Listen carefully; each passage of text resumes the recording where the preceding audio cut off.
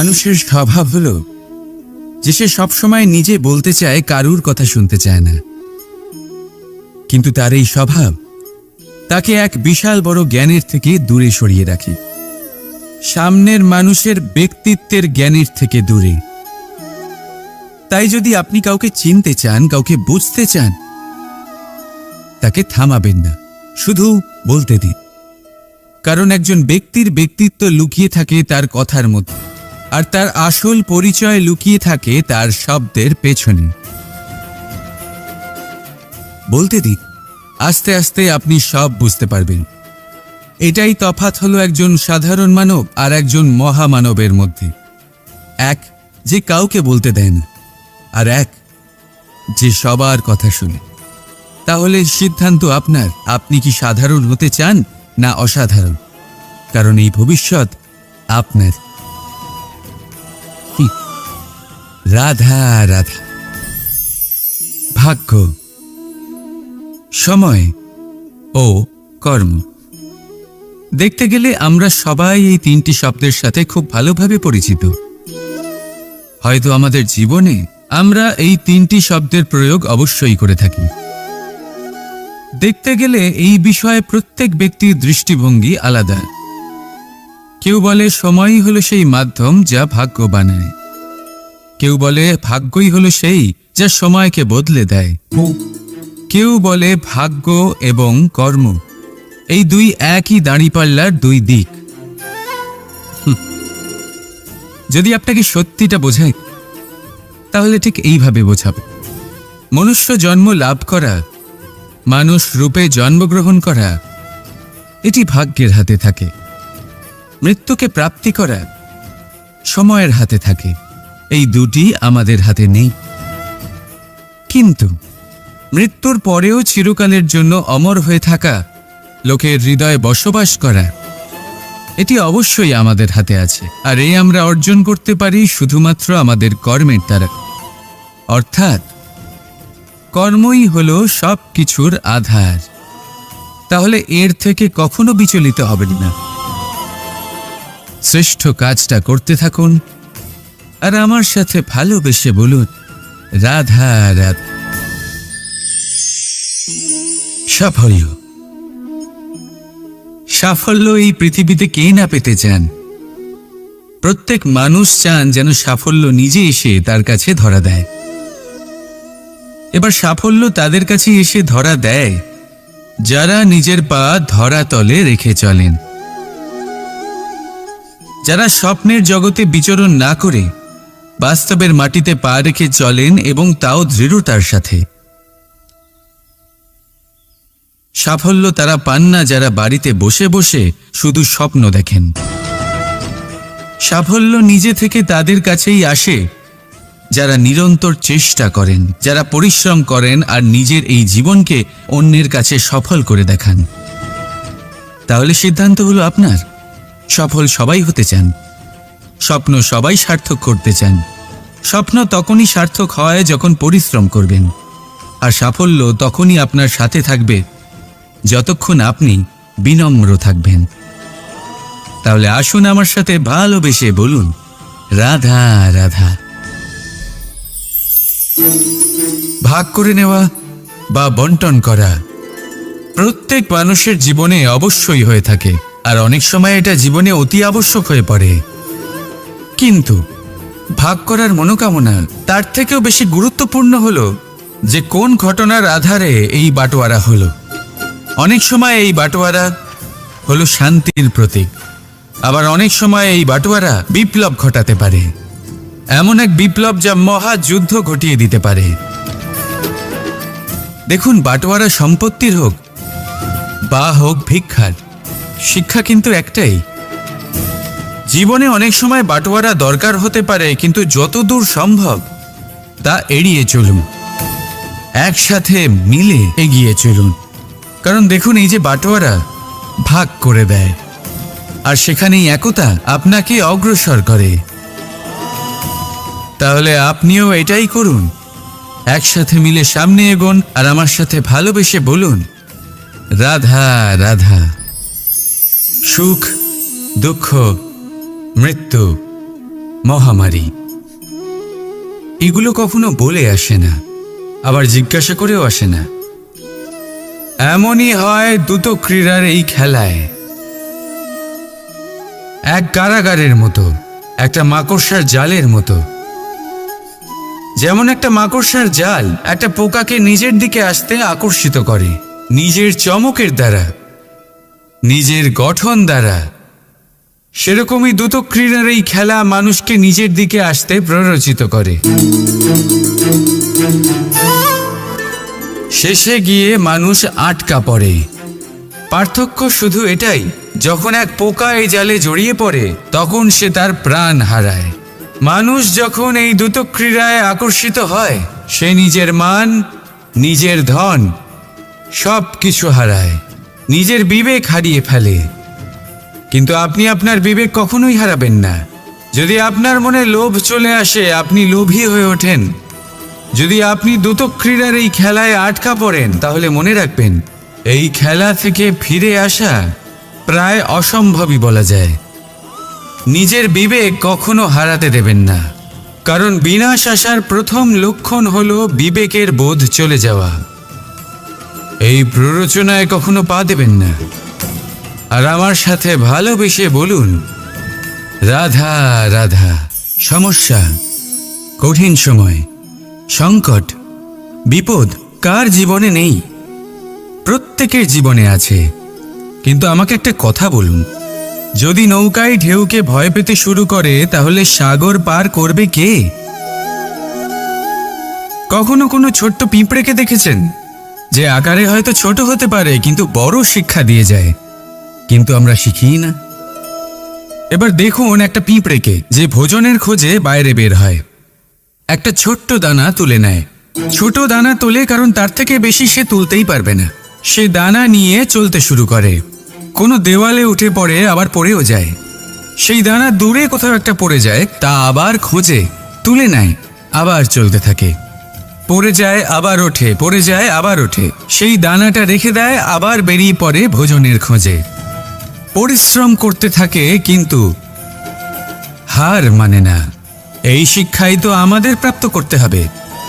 নিরন্তর পরিশ্রম আর নির্ভীক হয়ে কর্ম করে যেতে হবে। এটাই হলো সাফল্যের মাধ্যম। এটাই হলো জয়ের মন্ত্র, অচ্যুত অজয় অস্ত্র। তাহলে আসুন আর আমার সাথে ভালোবেসে বলুন, রাধা রাধা। স্বর্ণ, হিরে, মুক্ত, মানিক, এই সব কিছুকে আগে পাথর বলা হতো। তাহলে এমন কি হলো যে এদের রত্ন বলা হয়? আর রত্ন তা বাস্তবে আসলে কি? এটা হলো সেই পাথর যাকে আগে আগুনের তাপ সহ্য করতে হয়েছে, পরখ করা হয়েছে, যাচাই করা হয়েছে, এদের কাটার চেষ্টা করা হয়েছে, কিন্তু তারা কখনোই নষ্ট হয়নি, বরং তারা আরো উদ্ভাসিত হয়েছে, আরো উজ্জ্বল হয়েছে, এই সংসারে আরো প্রকাশ ছড়িয়ে দিয়েছে। সেই জন্য এরা হলো এত অমূল্য, সেই জন্য এরা হলো বহুমূল্য, সেই জন্য এদের রত্ন বলা হয়। এবার মানুষের কাছেও এই নির্বাচনের অধিকার রয়েছে যে আমরা শুধু পাথর হয়ে থাকব নাকি রত্ন হয়ে থাকব। কিভাবে? আমাদের জীবনেও অনেক সমস্যা রয়েছে, বাধা আছে, বিপত্তি আছে। আমরা সেই বাধার তাপে উত্তপ্ত হই, এই সমস্যা আমাদের কাটার চেষ্টা করে। অনেক মানুষ বিভিন্ন পরিস্থিতি আমাদের ভাঙার চেষ্টা করে, কিন্তু আমাদের নষ্ট হলে চলবে না। যেভাবে এই রত্ন সমস্যার সম্মুখীন হয়ে পাথর থেকে রত্ন হয়েছে, সেইভাবেই আমাদেরও আমাদের সমস্যার সম্মুখীন হয়ে রত্ন হয়ে উঠতে হবে। এই সংসারে প্রকাশের স্রোত হয়ে উঠতে হবে। তাহলে এটাই করুন আর আমার সাথে ভালোবেসে বলুন, রাধা রাধা। এবার অনেক সময় মানুষের মনে এরকম প্রশ্ন আসে যে এই সংসারে সবথেকে বড় বিপদ কি? কেউ বলে ধর্ম সংকট, আবার কেউ বলে প্রাণের উপর আসা সংকট। প্রত্যেক মানুষের জীবনে বিভিন্ন সংকট আসে, আর এই সমস্ত সংকট অত্যন্ত বিচিত্র হতে পারে। এই সমস্ত সংসার হলো সংকট দ্বারা পরিপূর্ণ। ঠিক আছে, আপনাকে একটা উদাহরণ দিই। একজন ধনী ব্যক্তি এবার ওনার জীবনে সংকট কি হতে পারে? সংকট এটাই যে কেউ তার সম্পত্তি চুরি না করে নেয়, আমরা বুঝতে পারছি।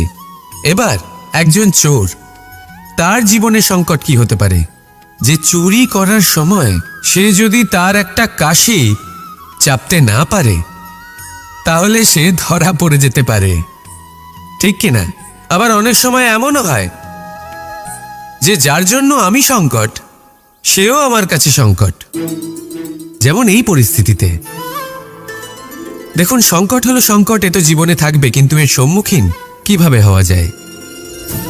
খুব সরল, সব এটার ওপর নির্ভর করে, মনের ওপর। এই মনকে নিয়ন্ত্রণ করলে সব ঠিক থাকবে। এবার যদি ধনী ব্যক্তি মনকে নিয়ন্ত্রণ করে ফেলেন, নিজের অর্থের ব্যবহার শুভ কাজের জন্য, সমাজের সেবার জন্য বিকাশ করতে করেন, ওই অর্থকে একত্রিত করে না রাখেন, তাহলে চুরির সমস্যা, এই সংকট সেখানেই কেটে যাবে। এবার যদি কথা বলি সেই চোরের, তাহলে চোর যদি নিজের মনকে সংযত করে নেয়, যদি নিজের কর্মকে নিয়ন্ত্রণ করতে পারে, তাহলে এমন কোনো স্বর নেই, এমন কোনো স্বর নেই যা ওকে ধরা পড়তে বাধ্য করবে। সেই জন্য জীবনে সংকট যতই আসুক, যত বড়ই সংকট আসুক না কেন, কবচ হলো একটাই, আর এই কবচের নাম হলো আত্মনিয়ন্ত্রণ। নিজের মনকে নিয়ন্ত্রণে রাখতে শিখুন। এটা নিজের জীবনে প্রয়োগ করে তো দেখুন। যদি আপনি করতে পারেন তবে আপনি দেখবেন যে সংকট তো জীবনে আসা যাওয়া করে, কিন্তু সেই সংকটগুলির সম্মুখীন আপনি এইভাবে করতে পারবেন। তাহলে সেটাই করুন, আর আমার সাথে ভালোবেসে বলুন, রাধা রাধা। জীবনে যখনই আমাদের সামনে কোনো সংকট আসে, তখন আমাদের সামনে দুটো পথ খোলা থাকে। প্রথম পথ ভয়ভীত হয়ে যাওয়া, দ্বিতীয় পথ সাহসের সাথে তার সম্মুখীন হওয়া। এই দুইয়ের উদ্দেশ্য সমান, লক্ষ্য হলো সমান, আত্মসুরক্ষা, জীবন রক্ষা। কিন্তু ভয়কে দুর্বল মনে করা হয় আর সাহসকে আপনার বল বলে মনে করা হয়। কারণ হলো এটাই যে ভয়, তা হলো শুধুমাত্র একটা প্রতিক্রিয়া, আর সেইখানে সাহস, এটা হলো একটা নিশ্চয়, একটা প্রতিবদ্ধতা। আর যদি সাহসের সাথে আপনি সংকটের সম্মুখীন হন, তাহলে হয়তো সেই সংকট আপনি চিরকালের মতো দমন করতে পারবেন। কারণ বিপদ যখন আসে তখন সর্বপ্রথম আমাদের দ্বন্দ্ব হয় এখানে, মনে। সেই বিপদের সম্মুখীন আমরা এখানে হই। যদি এই হৃদয়কে, এই মনকে আপনি সাহসী করে তুলতে পারেন, তাহলে তাতে কখনো ভয় আসবে না, আর সেই বিপদের সম্মুখীন হওয়াও সরল হবে, জয়লাভ করাও সরল হবে। তাই নিশ্চিত রূপে সাহস হলো অধিক শ্রেষ্ঠ। জীবনে যখনই কোনো সংকট আসবে, তখনই সাহসের সাথে তার সম্মুখীন হন, আর আমার সাথে ভালোবেসে বলুন, রাধা রাধা। সংসারের সবথেকে মূল্যবান ধন কি হতে পারে? সেটা কি সেই স্বর্ণ যা দিয়ে অলংকার তৈরি করে আমরা ধারণ করি, নাকি সেই সব হিরে, মুক্ত, রত্ন যা হয় আমরা নিজেদের মুকুটে ধারণ করি বা হাতে আংটি বানিয়ে ধারণ করি, নাকি সেই ধন যার দ্বারা আমরা সংসারে যা চাই তাই কিনতে পারি? এই সব হলো ধন সম্পত্তি, কিন্তু সব থেকে বেশি মূল্যবান কিন্তু এরা নয়। এগুলো যে কেউ আপনার থেকে অনায়াসে কাটতে পারে। কোনো চোর চুরি করে নিতে পারে, কোনো ডাকাত এসে লুট করে নিতে পারে। সংসারের সব থেকে মূল্যবান ধন হলো সেটাই যাকে আমরা জ্ঞান বলে থাকি, যা আপনার থেকে কেউ কেড়ে নিতে পারবে না। কোনো ডাকাত লুট করে নিতে পারবে না, কোনো চোর চুরি করতে পারবে না, কোনো রাজা কর রূপে আপনার থেকে কেড়ে নিতে পারবে না। এগুলো আপনার সাথেই থাকবে। কিন্তু একটা কাজ আছে যা আপনি করতে পারেন। এই জ্ঞানরূপী ধন আপনি ছড়িয়ে দিতে পারেন। এই জ্ঞানই হলো এমন একমাত্র ধন যা ভাগ করে নিলে আরও বেড়ে যায়। সেই জন্য জীবনে সব সময় মনে রাখবেন, জ্ঞান লাভ করার বিষয়ে বেশি একাগ্র হন, ধন লাভ করার দিকে নয়। আমাদের মন প্রসন্ন চিত্ত হয়ে বলবে, রাধা রাধা। বৃক্ষের বীজ একটা সর্ষের দানার থেকেও ছোট হয়, কিন্তু যখন এটা বড় হয় তখন একটা বটগাছের মতো বৃহৎ আর মহান হয়ে ওঠে। গঙ্গা নদী, এর প্রারম্ভ হয় একটা ছোট্ট আর সরু স্রোত দিয়ে, তারপর সেটা বড় ধারায় বদলে যায়, তারপর সেটা নদীতে বদলে যায়, আর তারপর মহানদীতে পরিবর্তিত হয়।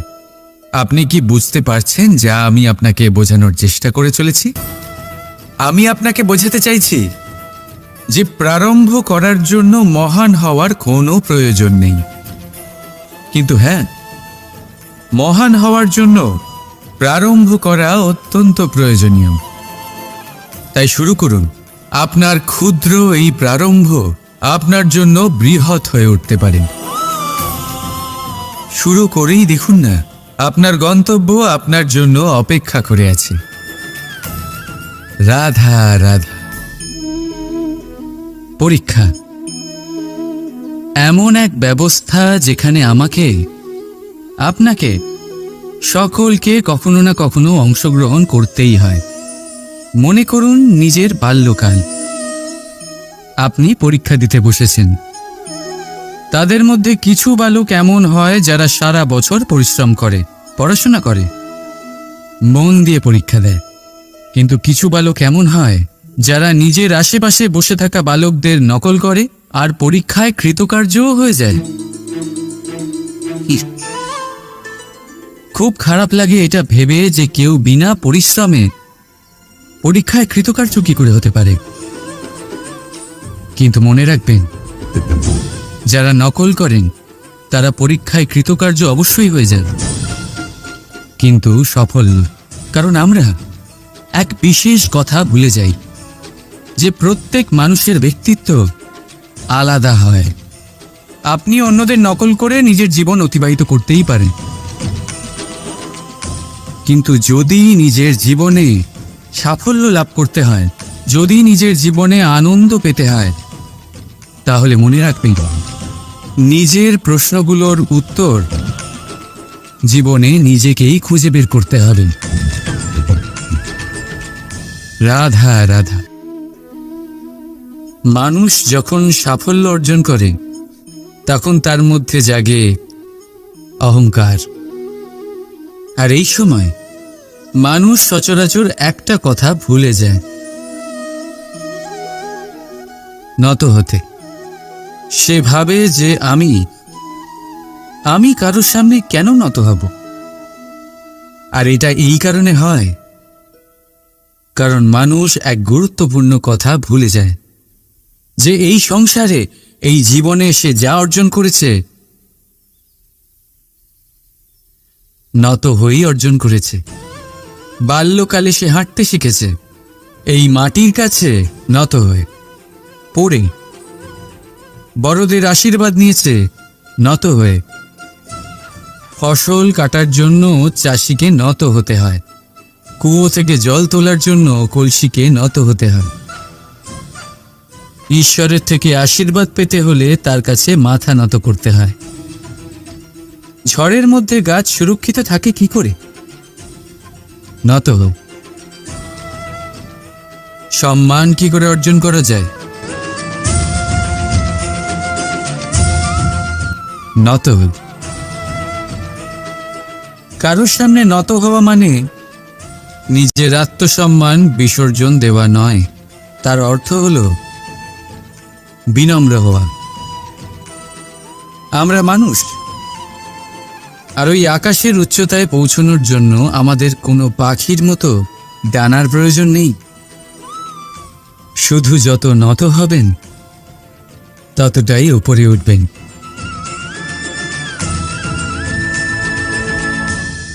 রাধা রাধা। আপনি এই সংসারে এমন অনেক মানুষ চেনেন যারা অত্যন্ত স্বার্থপর, যারা শুধুমাত্র প্রয়োজন পড়লেই আপনার কথা মনে করে। তাছাড়া বহু বছর তাদের দেখাই পাওয়া যায় না, কিন্তু যখনই তাদের আপনার সাহায্যের প্রয়োজন পড়ে হাত জোর করে আপনার সামনে এসে উপস্থিত হয়। বড়ই রাগ হয় এদের ওপরে, মন ভারী হয়ে ওঠে। মন এই কথাই বলে যে এই ব্যক্তির সাহায্য করা উচিত নয়, কিন্তু আপনি এরকম কখনোই করবেন না। আপনি বলবেন, কেন বলছি আমি এই কথা? মনে রাখবেন, আলোর খোঁজ মানুষ শুধুমাত্র তখনই করে যখন অন্ধকার গভীরতর হয়। তাকে স্বার্থপর ভেবে নিজের মনকে বিচলিত করবেন না। নিজেকে আলো মনে করে আনন্দে থাকুন।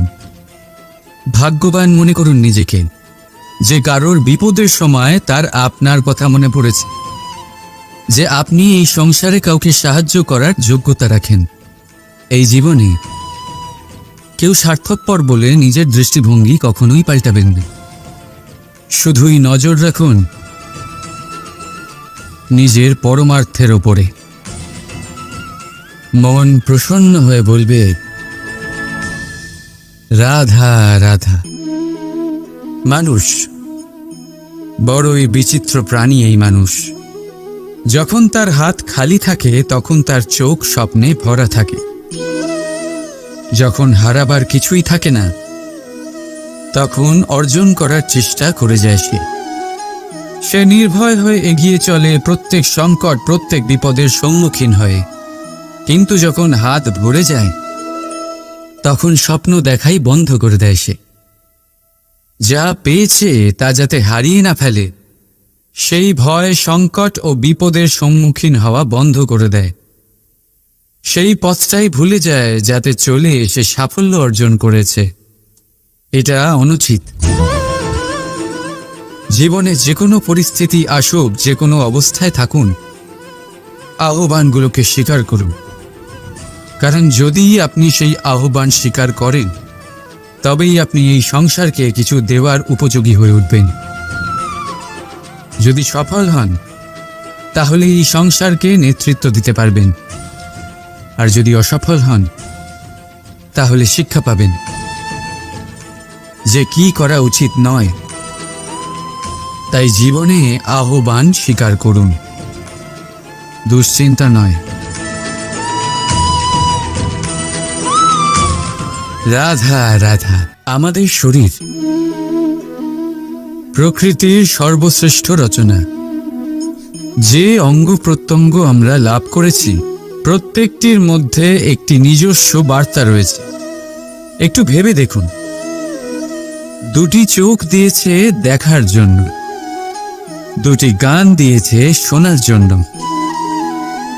নাসিকাও আছে দুটি, দুটি হাত দিয়েছে দ্বিগুণ পরিশ্রম করার জন্য। কিন্তু জীব শুধুমাত্র একটি। তার উপরেও তীক্ষ্ণ বলিষ্ঠ দাঁত দিয়েছে তার রক্ষার জন্য। কখনো ভেবে দেখেছেন কেন?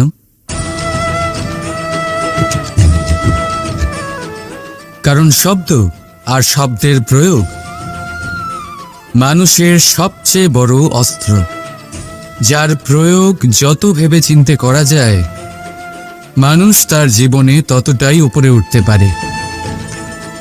তাহলে মনে রাখুন, দেখুন, শুনুন আর বুঝুন বেশি, বলুন কম। রাধা রাধা। মানুষের স্বভাব হলো যে সে সবসময় নিজে বলতে চায়, কারুর কথা শুনতে চায় না। কিন্তু তার এই স্বভাব তাকে এক বিশাল বড় জ্ঞানের থেকে দূরে সরিয়ে রাখে, সামনের মানুষের ব্যক্তিত্বের জ্ঞানের থেকে দূরে। তাই যদি আপনি কাউকে চিনতে চান, কাউকে বুঝতে চান, তাকে থামাবেন না, শুধু বলতে দিন। কারণ একজন ব্যক্তির ব্যক্তিত্ব লুকিয়ে থাকে তার কথার মধ্যে, আর তার আসল পরিচয় লুকিয়ে থাকে তার শব্দের পেছনে। বলতে দিন, আস্তে আস্তে আপনি সব বুঝতে পারবেন। এটাই তফাৎ হলো একজন সাধারণ মানব আর একজন মহামানবের মধ্যে। এক যে কাউকে বলতে দেয় না, আর এক যে সবার কথা শুনে। তাহলে সিদ্ধান্ত আপনার, আপনি কি সাধারণ হতে চান না অসাধারণ? কারণ এই ভবিষ্যৎ আপনার। রাধা রাধা। ভাগ্য, সময় ও কর্ম। দেখতে গেলে আমরা সবাই এই তিনটি শব্দের সাথে খুব ভালোভাবে পরিচিত। হয়তো আমাদের জীবনে আমরা এই তিনটি শব্দের প্রয়োগ অবশ্যই করে থাকি। দেখতে গেলে এই বিষয়ে প্রত্যেক ব্যক্তির দৃষ্টিভঙ্গি আলাদা। কেউ বলে সময়ই হলো সেই মাধ্যম যা ভাগ্য বানায়, কেউ বলে ভাগ্যই হলো সেই যা সময়কে বদলে দেয়, কেউ বলে ভাগ্য এবং কর্ম এই দুই একই দাঁড়িপাল্লার দুই দিক। যদি আপনাকে সত্যিটা বোঝায় তাহলে ঠিক এইভাবে বোঝাবে। মনুষ্য জন্ম লাভ করা, মানুষ রূপে জন্মগ্রহণ করা, এটি ভাগ্যের হাতে থাকে। মৃত্যুকে প্রাপ্তি করা সময়ের হাতে থাকে। এই দুটি আমাদের হাতে নেই। কিন্তু মৃত্যুর পরেও চিরকালের জন্য অমর হয়ে থাকা, লোকের হৃদয়ে বসবাস করা, এটি অবশ্যই আমাদের হাতে আছে। আর এই আমরা অর্জন করতে পারি শুধুমাত্র আমাদের কর্মের দ্বারা। অর্থাৎ কর্মই হলো সব কিছুর আধার। তাহলে এর থেকে কখনো বিচলিত হবেন না। শ্রেষ্ঠ কাজটা করতে থাকুন আর আমার সাথে ভালোবেসে বলুন রাধা রাধা। সাফল্য, সাফল্য এই পৃথিবীতে কে না পেতে চান? প্রত্যেক মানুষ চান যেন সাফল্য নিজে এসে তার কাছে ধরা দেয়। এবার সাফল্য তাদের কাছে এসে ধরা দেয় যারা নিজের পা ধরাতলে রেখে চলেন, যারা স্বপ্নের জগতে বিচরণ না করে বাস্তবের মাটিতে পা রেখে চলেন এবং তাও দৃঢ়তার সাথে। সাফল্য তারা পান না যারা বাড়িতে বসে বসে শুধু স্বপ্ন দেখেন। সাফল্য নিজে থেকে তাদের কাছেই আসে যারা নিরন্তর চেষ্টা করেন, যারা পরিশ্রম করেন আর নিজের এই জীবনকে অন্যের কাছে সফল করে দেখান। তাহলে সিদ্ধান্ত হলো আপনার। সফল সবাই হতে চান, স্বপ্ন সবাই সার্থক করতে চান। স্বপ্ন তখনই সার্থক হয় যখন পরিশ্রম করবেন, আর সাফল্য তখনই আপনার সাথে থাকবে যতক্ষণ আপনি বিনম্র থাকবেন। তাহলে আসুন আমার সাথে ভালোবেসে বলুন রাধা রাধা। ভাগ করে নেওয়া বা বন্টন করা প্রত্যেক মানুষের জীবনে অবশ্যই হয়ে থাকে, আর অনেক সময় এটা জীবনে অতি আবশ্যক হয়ে পড়ে। কিন্তু ভাগ করার মনোকামনা তার থেকেও বেশি গুরুত্বপূর্ণ হলো যে কোন ঘটনার আধারে এই বাটোয়ারা হলো। অনেক সময় এই বাটোয়ারা হলো শান্তির প্রতীক, আবার অনেক সময় এই বাটোয়ারা বিপ্লব ঘটাতে পারে, এমন এক বিপ্লব যা মহাযুদ্ধ ঘটিয়ে দিতে পারে। দেখুন, বাটোয়ারা সম্পত্তির হোক বা হোক ভিক্ষার, শিক্ষা কিন্তু একটাই। জীবনে অনেক সময় বাটোয়ারা দরকার হতে পারে, কিন্তু যতদূর সম্ভব তা এড়িয়ে চলুন, একসাথে মিলে এগিয়ে চলুন। কারণ দেখুন, এই যে বাটোয়ারা ভাগ করে দেয়, আর সেখানেই একতা আপনাকে অগ্রসর করে। তাহলে আপনিও এটাই করুন, একসাথে মিলে সামনে এগোন আর আমার সাথে ভালোবেসে বলুন রাধা রাধা। সুখ, দুঃখ, মৃত্যু, মহামারী এগুলো কখনো বলে আসে না, আবার জিজ্ঞাসা করেও আসে না। এমনই হয় দ্রুত ক্রীড়ার এই খেলায়। এক কারাগারের মতো, একটা মাকড়সার জালের মতো। যেমন একটা মাকড়সার জাল একটা পোকাকে নিজের দিকে আসতে আকর্ষিত করে নিজের চমকের দ্বারা, নিজের গঠন দ্বারা, সেরকমই দ্রুত ক্রীড়ার এই খেলা মানুষকে নিজের দিকে আসতে প্ররোচিত করে। শেষে গিয়ে মানুষ আটকা পড়ে। পার্থক্য শুধু এটাই, যখন এক পোকা এই জালে জড়িয়ে পড়ে তখন সে তার প্রাণ হারায়।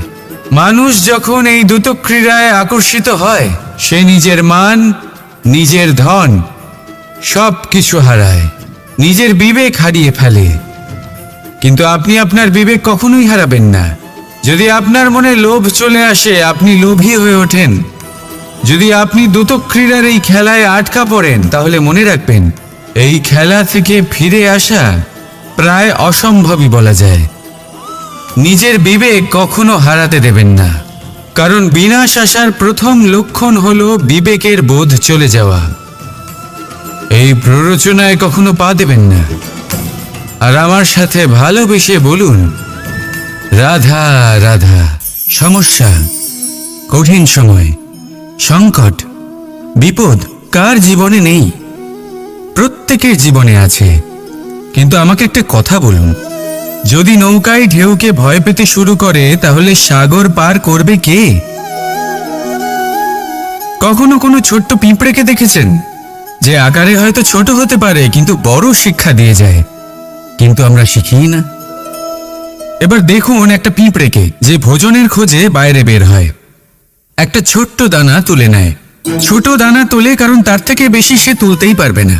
সে দানা নিয়ে চলতে শুরু করে, কোনো দেওয়ালে উঠে পড়ে, আবার পড়েও যায়। সেই দানা দূরে কোথাও একটা পড়ে যায়, তা আবার খোঁজে, তুলে নেয়, আবার চলতে থাকে। পড়ে যায় আবার ওঠে, পড়ে যায় আবার ওঠে। সেই দানাটা রেখে দেয়, আবার বেরিয়ে পড়ে ভোজনের খোঁজে। পরিশ্রম করতে থাকে কিন্তু হার মানে না। এই শিক্ষাই তো আমাদের প্রাপ্ত করতে হবে। নিরন্তর পরিশ্রম আর নির্ভীক হয়ে কর্ম করে যেতে হবে। এটাই হলো সাফল্যের মাধ্যম, এটাই হলো জয়ের মন্ত্র, অচ্যুত অজয় অস্ত্র।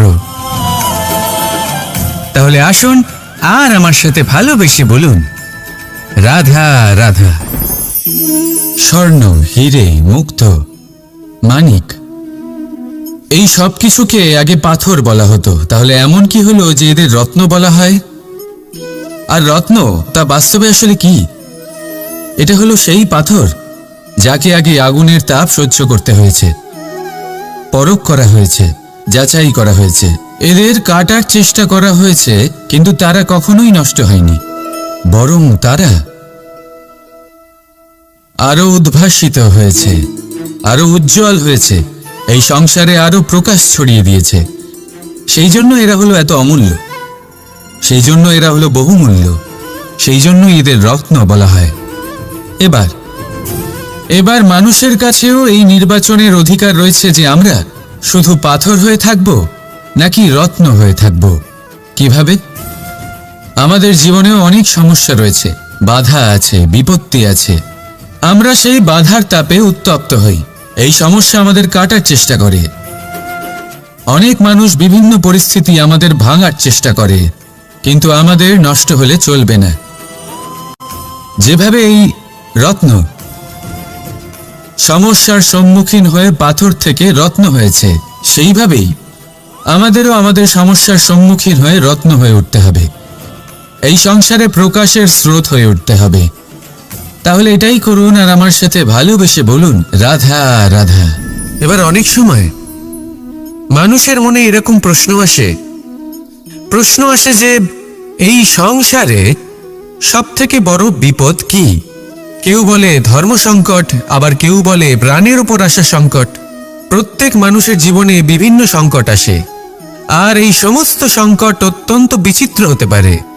এই সমস্ত সংসার হলো সংকট দ্বারা পরিপূর্ণ। ঠিক আছে, আপনাকে একটা উদাহরণ দিই। একজন ধনী ব্যক্তি, এবার ওনার জীবনে সংকট কি হতে পারে? সংকট এটাই যে কেউ তার সম্পত্তি চুরি না করে নেয়, আমরা বুঝতে পারছি। এবার একজন চোর, তার জীবনে সংকট কি হতে পারে? যে চুরি করার সময় সে যদি তার একটা কাশি চাপতে না পারে তাহলে সে ধরা পড়ে যেতে পারে, ঠিক কিনা? আবার অনেক সময় এমনও হয় যে যার জন্য আমি সংকট, সেও আমার কাছে সংকট। যেমন এই পরিস্থিতিতে দেখুন, সংকট হলো সংকট, এ তো জীবনে থাকবে, কিন্তু এর সম্মুখীন কিভাবে হওয়া যায়? খুব সরল, সব এটার উপর নির্ভর করে, মনের উপর। এই মনকে নিয়ন্ত্রণ করলে সব ঠিক থাকবে। এবার যদি ধনী ব্যক্তি মনকে নিয়ন্ত্রণ করে ফেলেন, নিজের অর্থের ব্যবহার শুভ কাজের জন্য, সমাজের সেবার জন্য বিকাশ করতে করেন, ওই অর্থকে একত্রিত করে না রাখেন, তাহলে চুরির সমস্যা, এই সংকট সেখানেই কেটে যাবে।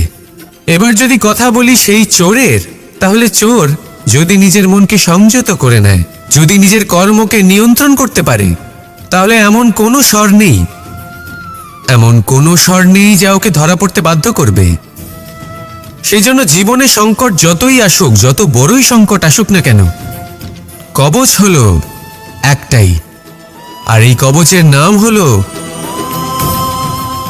আত্মনিয়ন্ত্রণ। নিজের মনকে নিয়ন্ত্রণে রাখতে শিখুন। এটা নিজের জীবনে প্রয়োগ করে তো দেখুন। যদি আপনি করতে পারেন তবে আপনি দেখবেন যে সংকট তো জীবনে আসা যাওয়া করে, কিন্তু সেই সংকটগুলির সম্মুখীন আপনি এইভাবে করতে পারবেন।